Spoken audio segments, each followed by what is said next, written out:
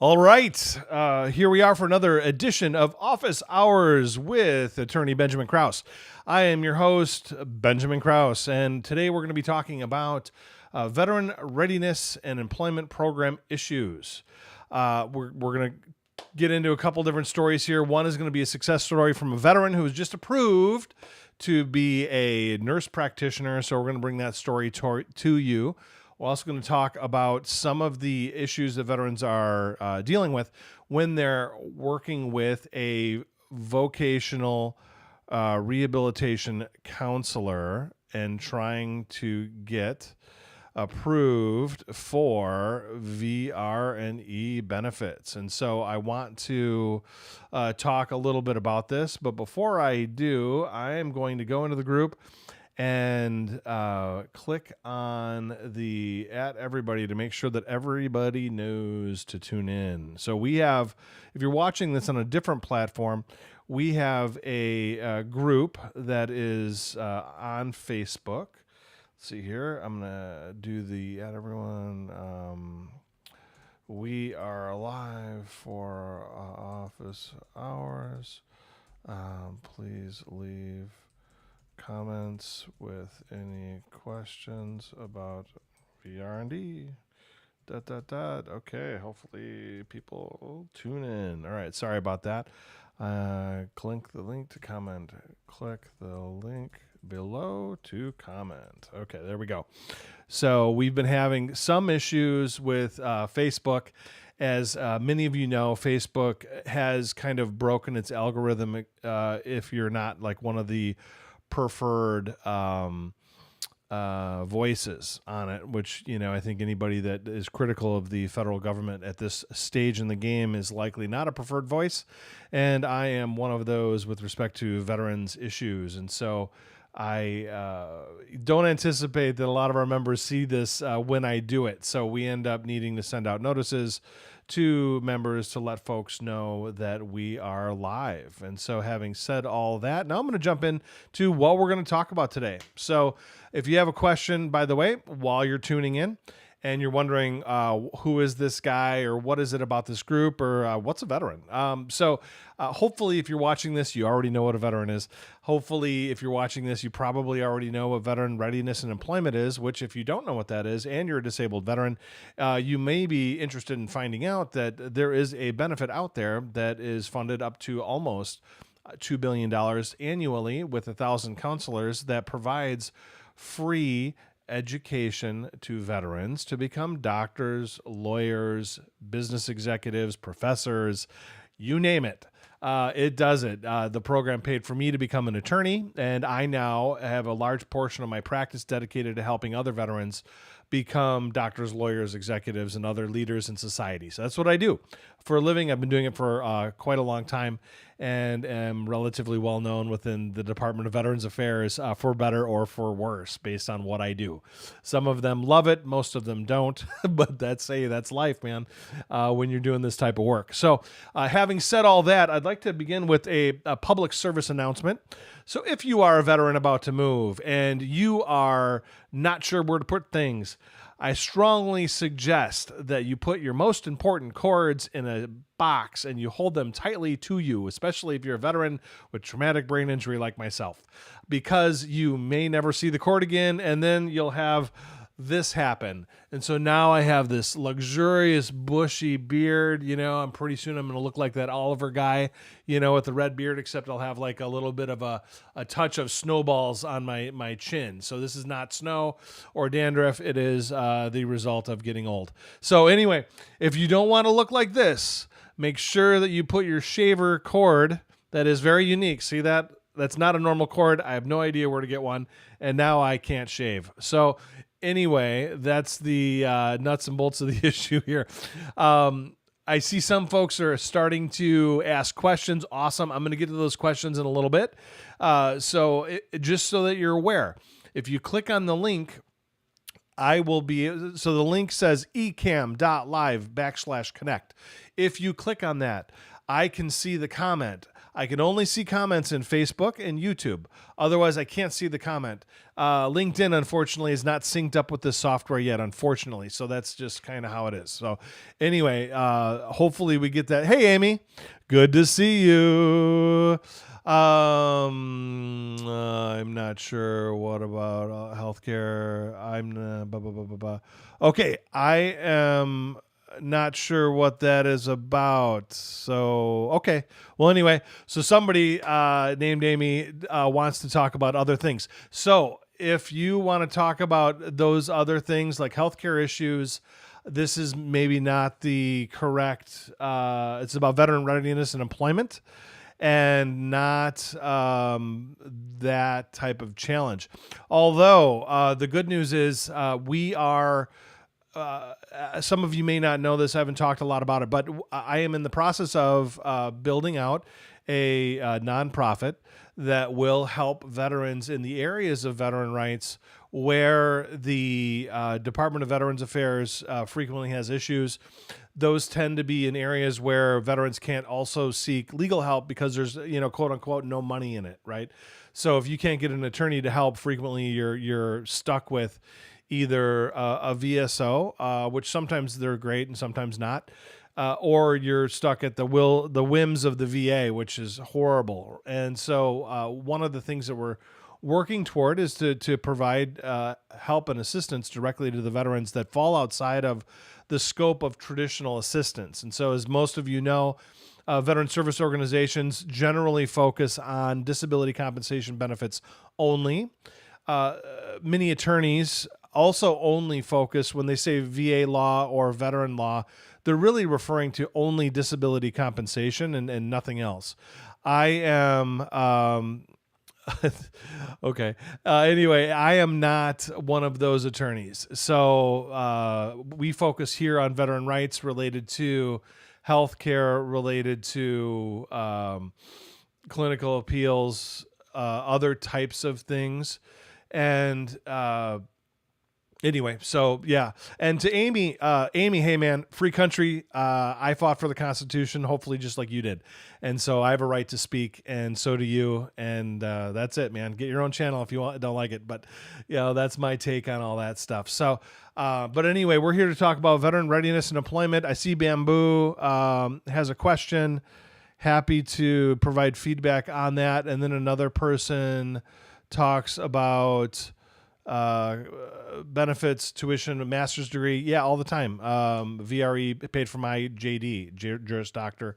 It pays for medical doctor. It just depends on the veteran's unique situations and what exactly the person is, doing. So anyway, hang on a second. I am gonna try to find out what is happening with the link. So for some reason, the link is just not working.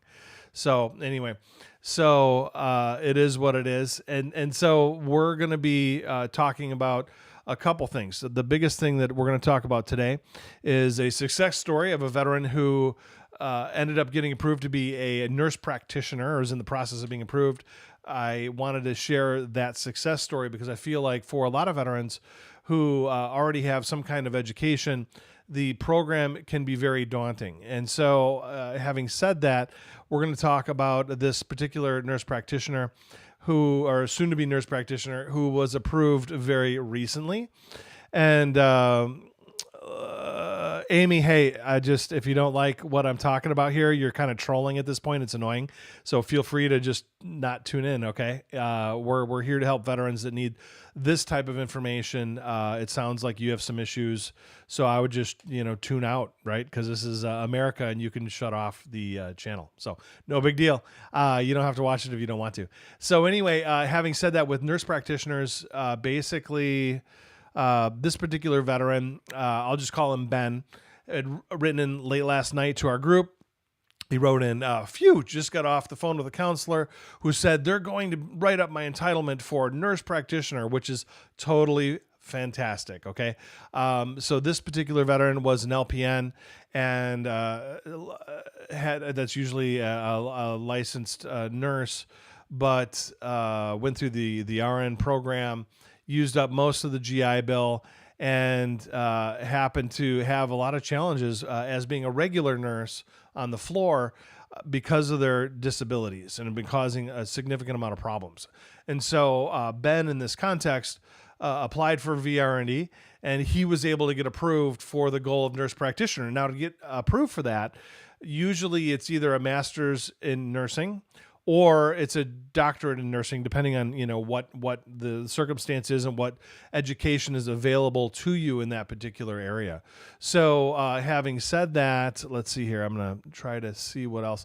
So he was approved. It's fantastic. And I had a couple questions for him about how getting approved for this would affect his bottom line. So in other words, how is this going to affect your earning potential? What does this mean for your family? So as far as asking about salary, he's not particularly sure yet because he's not a nurse practitioner. So he doesn't know exactly what is the benefit going to be, financially, but basically let's see here. So the big news as far as earning potential will be that he's going to be able to be independent. He's not going to have to work necessarily in the normal hours that a veteran ends up having to have problems with and aggravate the disability. So he's going to have control over his work environment, better control over his hours. He'll be more independent. It's just going to be super fantastic for him anyway, and for his family, because that means it won't aggravate his disabilities and likely will have a positive effect on his emotions. As far as earning potential goes, as I understand it, nurse practitioner may start out somewhere between 100 to 150. Depending on the hospital, location, background, and a lot of different variables. But, again, significant earning potential boost, which is fantastic. Everybody loves that. I love hearing stories like this. So in addition to that, as far as the effect of his family, it's going to mean better hours. He's not going to be as stressed out. His disabilities won't be as aggravated. He's going to have more options in his career later.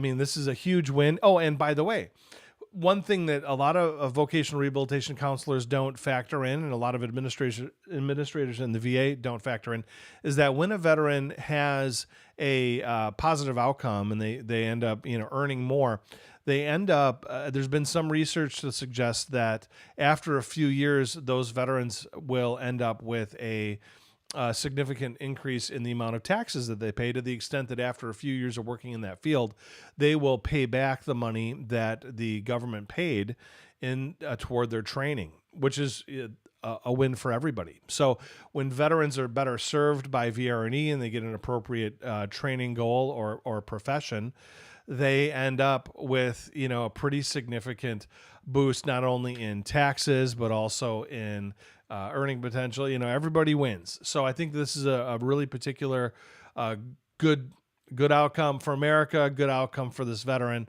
and really a good outcome for VR&E to have a solid success story as he goes through the process.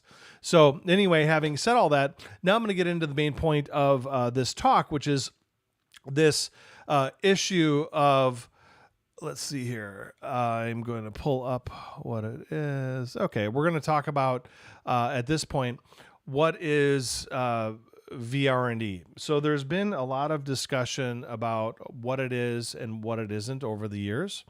And one of the things that I want to talk about here is our belief and also what my research has shown as to what VR&E is, and a problem of misinformation spreading by vocational employees for about 15 years, actually probably longer, and how that's been repeated by veterans to other veterans, and it needs to stop. It's a misunderstanding. It causes a lot of veterans to be confused about what VR&E does and doesn't do, and these benefits.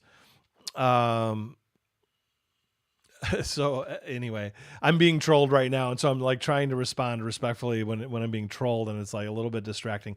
But ultimately, that's the point, I guess, of trolls. They don't want you to talk about things that may benefit others. So that's just kind of the reality. So in this kind of context, the question is VR&E, Vocational Rehabilitation Employment, now called Veteran Readiness and Employment, is it an education program or is it an employment program? Okay. So this is kind of an important delineation. Let's see here if I can get this to pop up.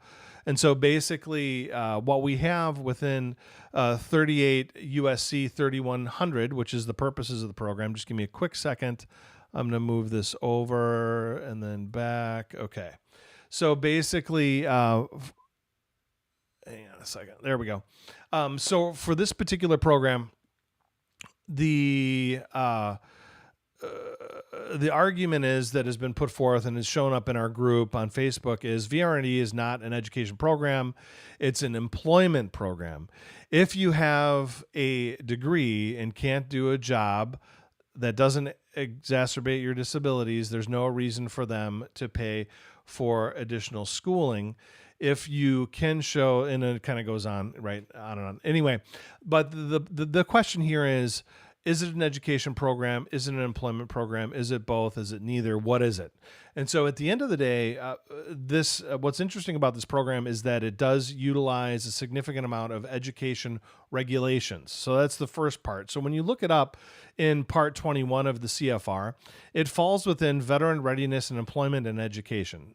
The program itself relies on a lot of regulations that are dedicated solely to education, which is in this context usually the GI Bill, but there are others, and it talks about that. Now, in addition to that, you have its stated purpose. Now, its stated purpose, and I'll quote this from the USC: the purposes of this chapter, meaning Chapter 31, are to provide for all services, not some but all, and assistance necessary to enable veterans with service-connected disabilities to achieve maximum independence in daily living and, to the maximum extent feasible, to become employable and to obtain and maintain suitable employment. Okay. And so so that's, again, super important to understand that is effectively the goal of the program. Notice they don't talk about, is it an education program? Is it an employment program? The issue that we run into here is that with respect to employment programs, education programs, where does that come from? So what that really comes from is what I would call misinformation from around 2003. And in 2003, under the Bush administration, there was a concern that too many veterans thought that VR&E was an education program and not an employment program. So we saw from that point the genesis of this dialogue, which is VRE is a back-to-work program, not a back-to-school program, and in similar types of mantras that Voc Rehab counselors have repeated for 15 years or longer. Well, now 20 years, right? Because that was around 2003 when that came up, and so now it's 2023. It is still being repeated regularly by now veterans, right? So it's not just Voc Rehab counselors that are saying this, it is veterans. And so veterans now have kind of bought into the lie about what the Voc Rehab program is all about.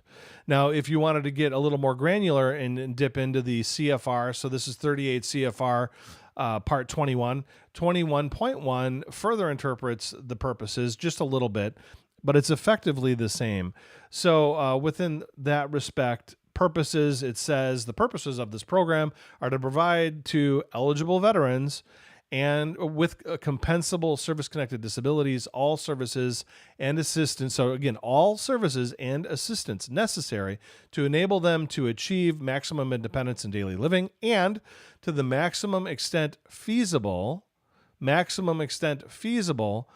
become employable and to obtain and maintain suitable employment.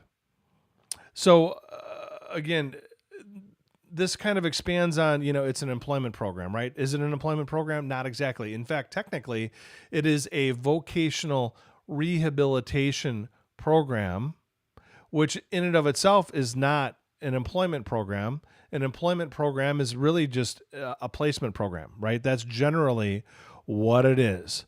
That's generally what I think a lot of Voc Rehab counselors believe and have come to believe because of this misinformation that came from the Bush administration and what they were trying to change VA to do at that time until today. So if you hear somebody say that, it's a back to work program, not a back to school program. That's incorrect. It's not. It's a kind of a straw man, I guess I would call it. So they're creating this false narrative, and then from that point, using that to argue against veterans that otherwise should be approved. I frequently see it as an attorney when I'm representing somebody in a VR&E denial case where the counselor may actually say that. Sometimes I've even seen them put it in writing.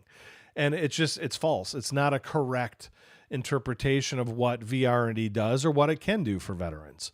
But unfortunately, we have a fair amount of highly paid, highly trained vocational rehabilitation counselors with graduate degrees who are, making upwards of near $100,000 or above, depending on their position. Usually, it's like 80 to 120. I think right now, the highest paid VRC is usually a GS 14, or I think there may be 15 now, but 14 for sure, where they're making upwards of 110 to 130,000 a year, and then they are in turn managing their team, and their team makes between 70 to 100 a year, depending on what GS level they are. So in that kind of context, okay, backing up a little bit, we have highly paid people that are providing false information or false narratives to veterans for the purpose of justifying a denial of something that the veteran otherwise should have a right to. So, when you have a right to something, it is your property right.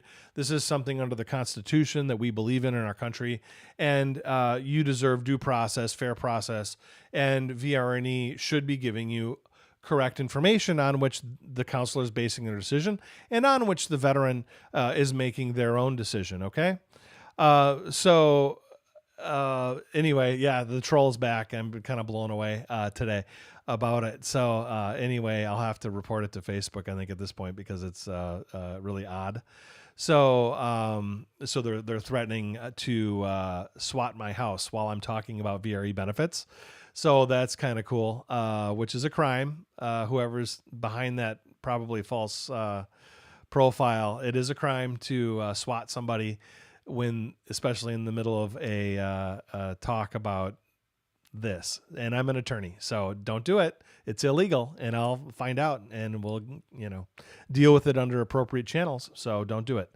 Anyway, so having said all that, when it comes to the particular program, what we're seeing is that a lot of federal employees are providing false or misleading information to veterans. And I see this not just in VR&E, I see this in other areas, healthcare. I see this in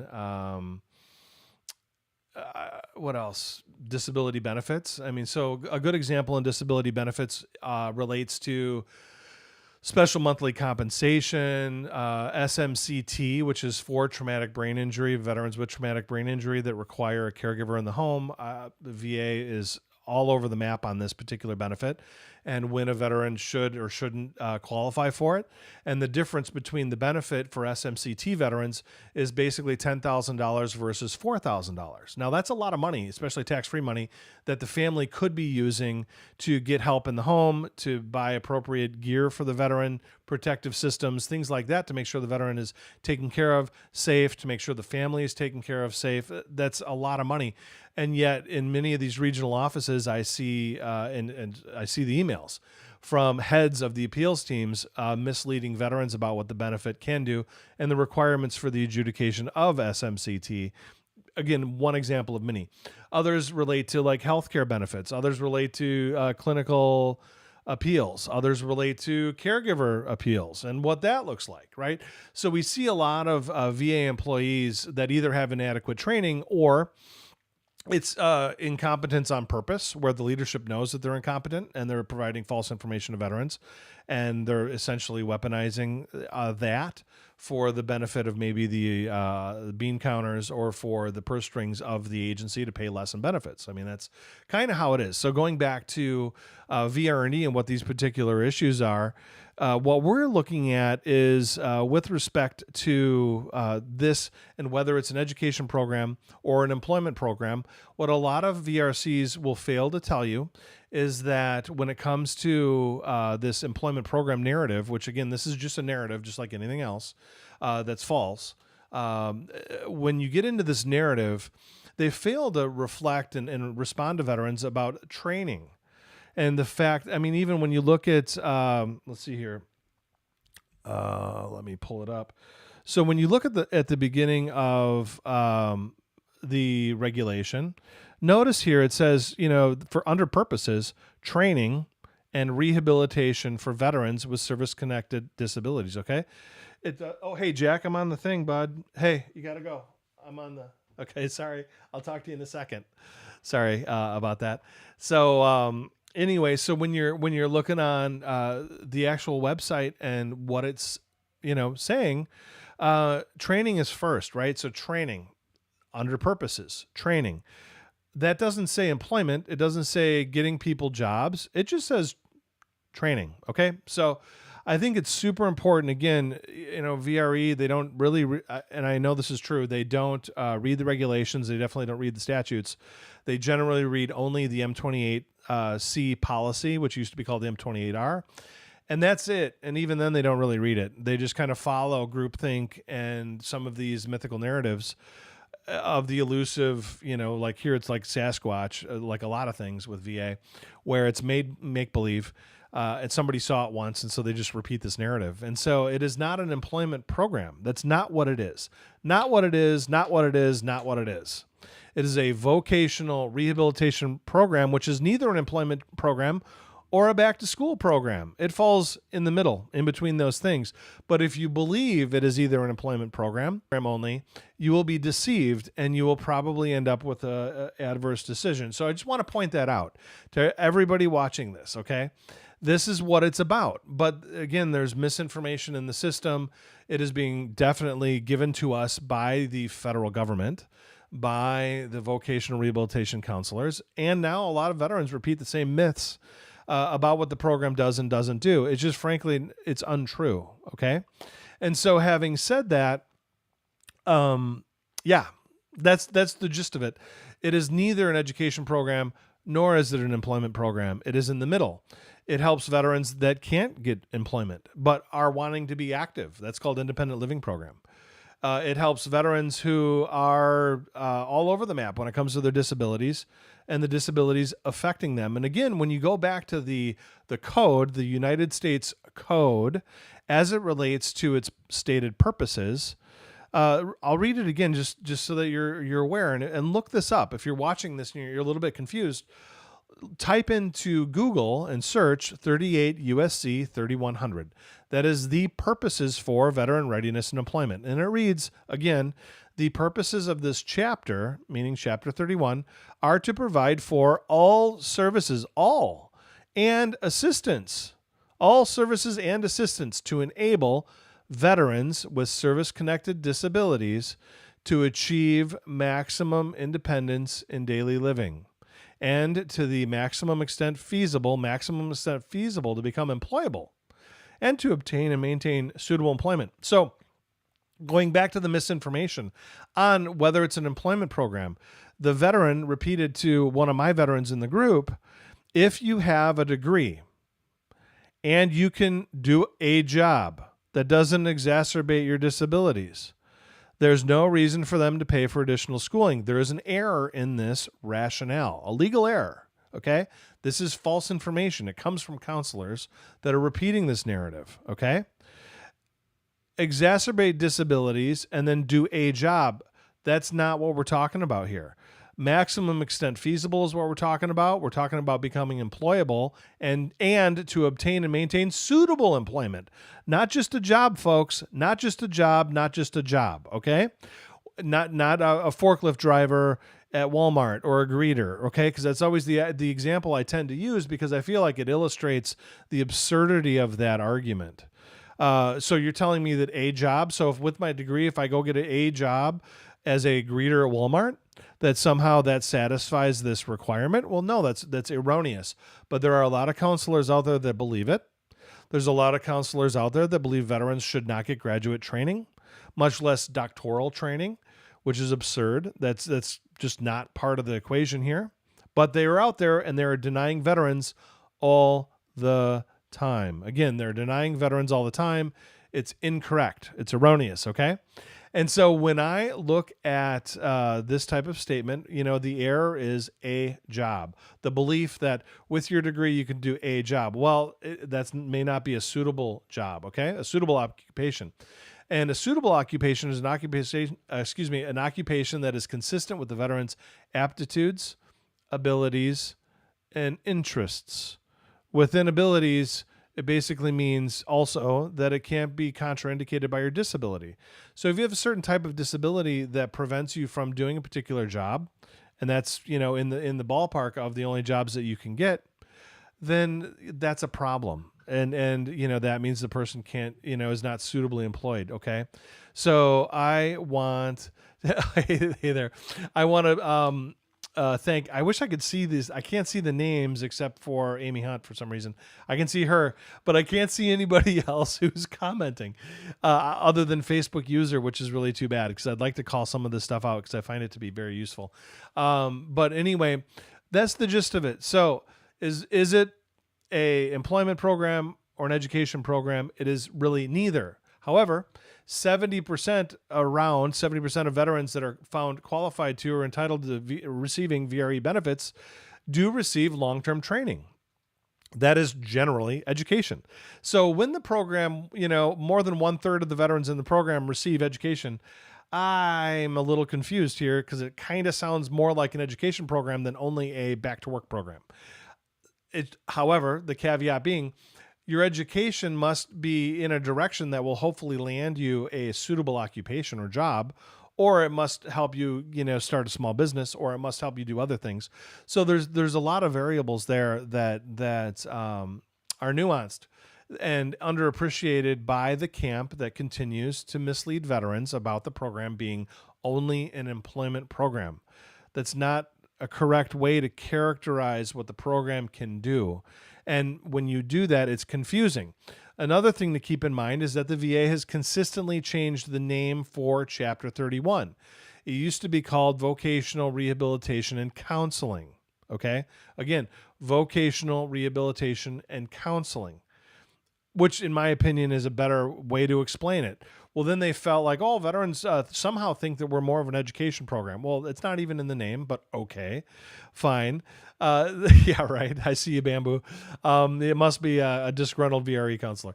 That's funny. And then anyway, so that was the name before. Then they changed it to Vocational Rehabilitation and Employment because they didn't want veterans to be confused. Well, then what happens? More veterans got apparently confused. And so then they started out with this other narrative, this narrative arc. It's not a back-to-school program. It's a back-to-work program. We're all like Popeye, going along with the ride. But that's really not what the program is either. Well, then what do they do after a while once veterans kind of figure out that narrative? Okay. God, that name is also confusing. We're going to change it again. Now it's Veteran Readiness and Employment. What does that even mean? Oh, okay, we're just trying to move it further in the direction of the narrative arc that is false and misleading. Veteran readiness, yeah, we're trying to make you ready for employment. Oh, what about counseling, which is a major part of this? Or what about the fact that long-term training, meaning education, is in 70% of the plans that are approved by a VR counselor? Well, so it's completely misleading, and the agency is moving it further and further away from what it really is, which is a vocational rehabilitation and counseling program, because you're working with counselors. Duh. Used to be working with counseling psychologists, and then they changed that to using lesser qualified individuals called vocational rehabilitation counselors, which requires a little bit less training. But anyway, that's neither here nor there for the purpose of this particular session. But I just want to point this out, okay? So that everyone's aware of what we're talking about. So having said that, I am sure not only did I run over time, but I'm missing another call. So I got to cut this short. However, I am going to respond to these questions because I think they're good ones. So let's see here. Facebook user here asks, are there any more benefits that pay tuition after a master's degree? So again, yes, I have one additional training for veterans who already have a master's degree and been able to get them approved for additional training in whether it be a master's degree or a doctorate. So that is very possible. I've been able to do it because I'm a, attorney, and that's what I do for a living. I'm VA accredited. So, I get paid to figure out this type of stuff. And so, let's see here. Here's Amy's fun fun comments. That's okay. We'll forgive her. Dear Lord, please forgive Amy, and may you provide her with all of the support she needs and somebody to help her work through whatever's going on. Okay. In Jesus' name we pray, amen. Or Yahweh or Yeshua, however you want to call it, if you're getting into the Hebrew, or Aramaic. So anyway, Bamboo, Pandolf, I'm so sorry. I can't pronounce Pandolfi. I don't know if that's your real name. Anyway, Bamboo. Okay. I'm over the 12 years and need to prove okay. So what, it appears that I think you're saying is, okay, there we go. If I am over the 12-year mark, do I need to prove all of the 9 factors for a serious employment handicap, or just the more the better? Okay, good question. I think it depends. The answer depends on the counselor. Many counselors don't run through the entire number of factors for serious employment handicap. They either don't know or they don't care, or they're too busy. Some do, but most don't. It's been my experience anyway when it comes to the bad decisions that I see, and then the ones that I hear about from most veterans that run into challenges. So I would say in this context, just the more the better. The reason, so you have 9, but one of them is basically other. So if it's other, then other can be 15. If you can find out with a way to differentiate your case and why it demonstrates that your vocational impairment is significant, because that's really what this is all about, then great, bring it up. So you could have 30 different factors if you can think of 30 ways to differentiate your case compared to another veteran, or to highlight issues in a way that makes sense to the VRC, right? And one thing to always keep in mind, there are a lot of great VRCs out there. I don't mean to insinuate that they're all bad. There are a lot of bad ones. I've seen the decisions. I've talked to some of them. There are a lot of bad ones, and there's a lot of misinformation that the program provides to veterans, and that's unfortunate. There are also a lot of VRCs that are solid, that are trying to do the right thing, and a lot of people in management that are also trying to do the right thing. So there's a competition in there, frankly, between good and evil, and hopefully I'm on the right side. So I think I am. So we're making a difference in forcing the agency to approve things that they really didn't want to approve, and we're going to the courts and we're making it happen. So it's taken a while, and now I've been practicing law for almost 10 years, and it's taken a long time to get to that point. But we're finally making a dent in this program and forcing them to more accurately adjudicate these cases. So then another person says the process of correcting an SF. Okay, GS job. Oh, just got a GS job. Vets preference was marked no, which is, oh my gosh. Yeah, that's tough. And you're right. The SF50 can take a while to fix.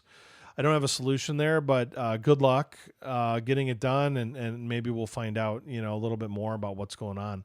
So let's see here. Another Facebook user. I did some research on my own on this, but I'd like to hear your thoughts on it. I'm 100% a total and permanent. If I was going to go to VR&E for a degree, how likely is it that the VA can come back and change my rating? Because I was able to argue that it wouldn't aggravate my disabilities because they've become more manageable. Have you? Okay, really good question. I do see this a lot. And so, so if you're 100%, there's a lot of different ways to get to 100% rating. It doesn't, just because you're 100% does not mean you have a certain rating type that would preclude employment, or that if you were to gain and maintain suitable employment, that would result in a reduction. So that's the first thing. It could happen, but it doesn't necessarily mean that it will.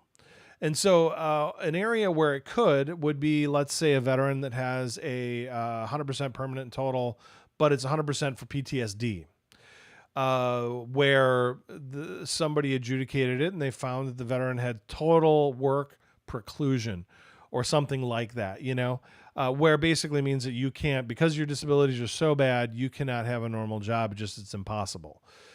if you down the road are able to manage that and gain and maintain suitable employment, I think the odds are pretty good that you would end up getting a lower rating simply because you're able to manage your disabilities better, and the evidence shows that you got a little bit better. That doesn't mean that you're going to lose 100% permanent total.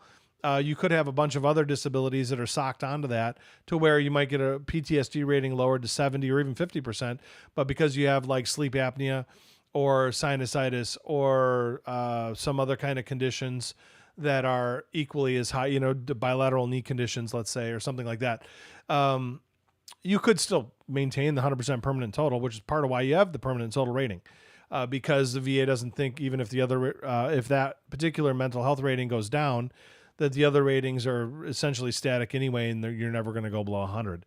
So that's kind of how the rationale works. And I'm definitely paraphrasing it, so don't quote me on it. But that's more or less, again, this is for educational purposes only here. I'm not giving anyone legal advice. But so there's a couple ways of looking at this. Does it make sense to just get a job that's good for you, that makes you feel like you're part of society, you're contributing, you're able to earn money?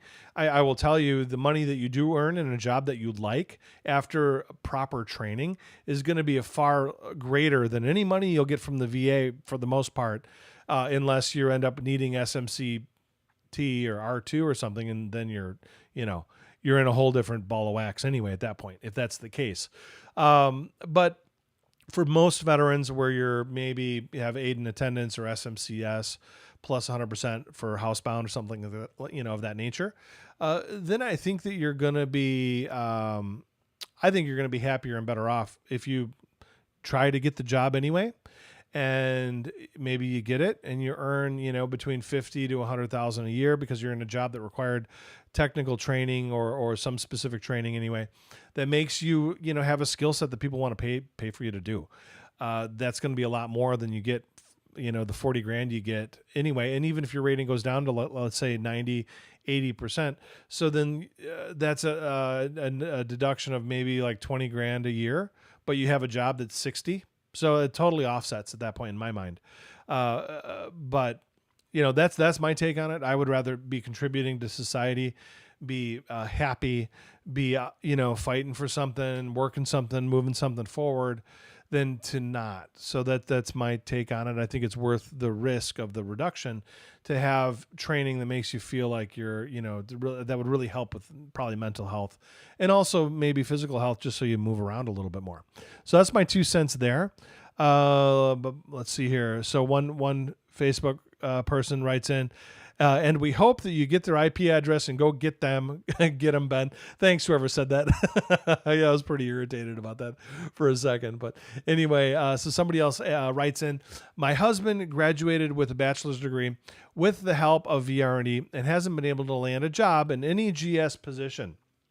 We thought that would be good for him, along with being retired for... Okay, so... I mean, if he can't get a GS job, despite all these benefits, right, including veteran preference for hiring, that suggests to me that he doesn't have the qualifications to gain and maintain suitable employment. Therefore, maybe it makes sense if he has the right type of disability and other things to ask VRE for help, and maybe they will help. And again, I'm a VA accredited attorney. My team looks at adverse decisions all the time. We don't charge for our free case evals. So go to my law firm, put it in the request, and we'll take a look. I mean, not everybody has a solid case, but it's, we'll let you know if you were wronged at least, and you make a decision what you want to do from there. We don't charge for that. So anyway, so I would apply, I guess my point is, in that type of thing, and then see what happens. Another person writes in, very good information. Thank you. I will start to follow you. Awesome. I appreciate that. And then Bamboo says, Amy must be a disgruntled VR&E counselor. Yeah, I don't know. It could be. Who's to say? Then Facebook user, very good point. A VA officer told my hubby it can happen because the very point of the program. Right. Yeah. So... a VA officer. Right. So the point of the program is to get you back into the workforce. the delineation there is that's not the point of the program. Okay. The point of the program is to the maximum extent feasible to help you gain and maintain employment in a suitable occupation, not just back in the workforce, but a suitable occupation that has to be consistent with your aptitudes, abilities, and interests.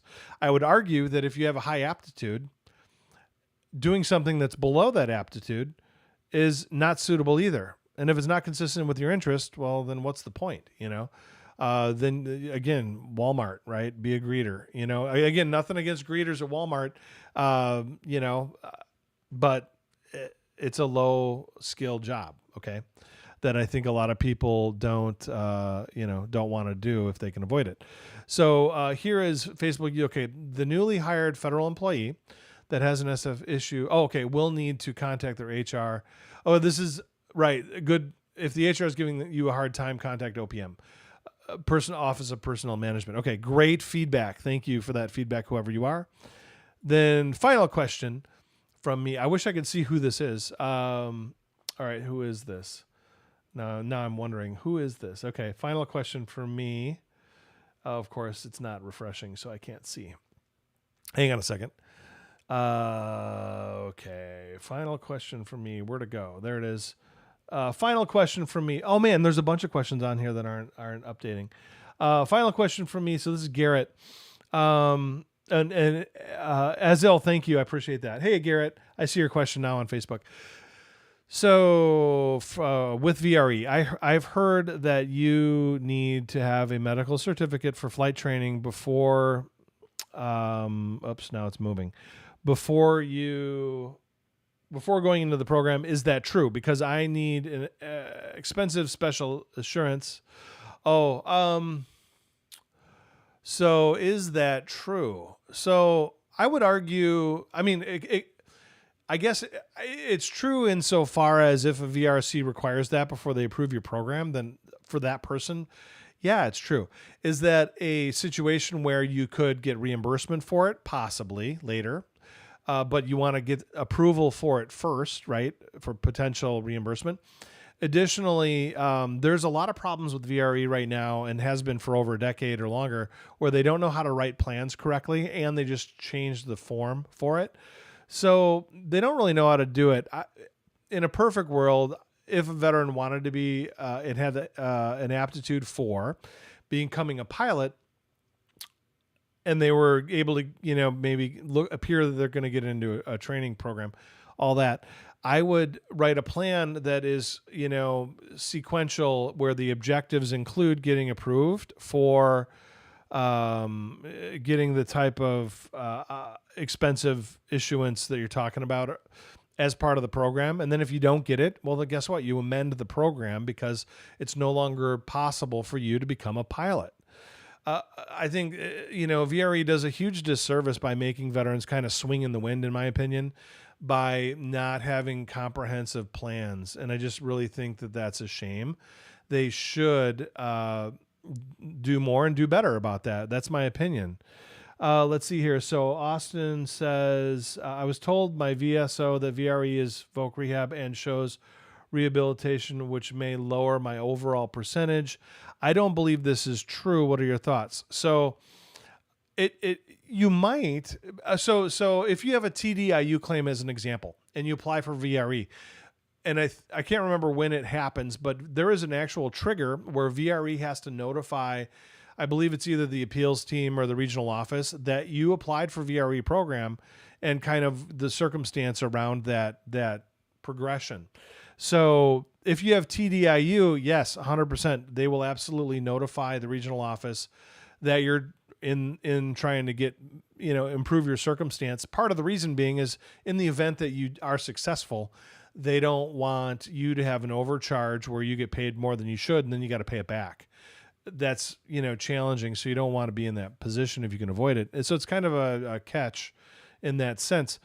So yes, it's true. Your overall rating could go down, especially if you're TDIU, or if you're like what I'm talking about, where you have 100% for a mental health disorder, where that mental health disorder shows that you cannot get a job.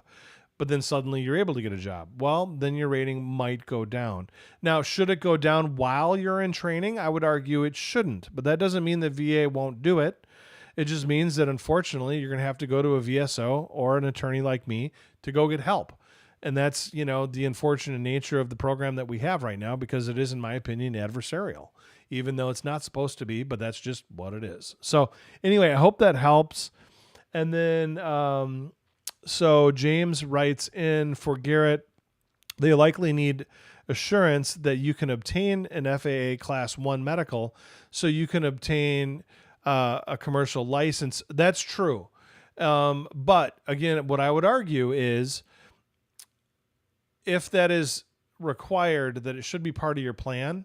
Now, what you're running into in VRE with everybody is that vocational rehabilitation counselors are much less likely to take a, quote, risk, what I would call a risk, on a veteran where they may need to reformat or amend the plan later, because they're afraid that that's going to hurt their performance and potentially maybe affect their bonus down the road or something. I don't know. But